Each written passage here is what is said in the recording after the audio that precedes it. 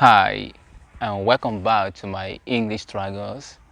This is day 13 of my daily English challenge.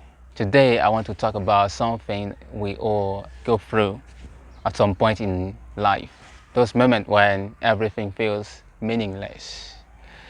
Sometimes you wake up and just don't see the point. You don't know what you are doing, why you are doing it, or where you are going. It's like life has lost its color. Everything feels gray, repetitive, empty. I've had days like that, days when I feel like nothing mattered anymore. Not my efforts, not my dreams, not even my future.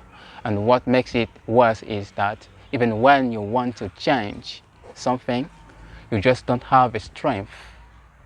You feel tired, not physically, but emotionally. I think that's what true emptiness means, but here's what I've learned.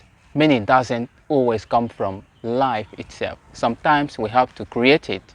We have to give meaning to small things, a walk, a conversation, a piece of music, or even just one kind art.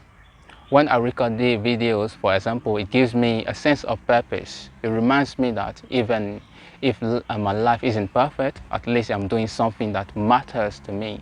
And that's enough to keep going. So if you are feeling lost or empty right now, remember, it doesn't mean your life has no meaning. It just means you haven't felt it recently. But meaning always comes back when you move, when you act, when you try. Don't wait for it to appear. Create it one small thing at a time.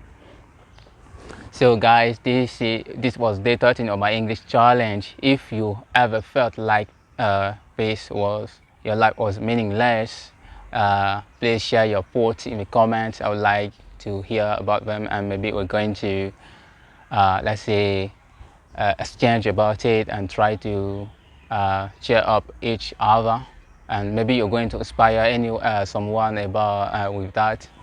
Thank you for watching until now. See you tomorrow for day 14. Cheers.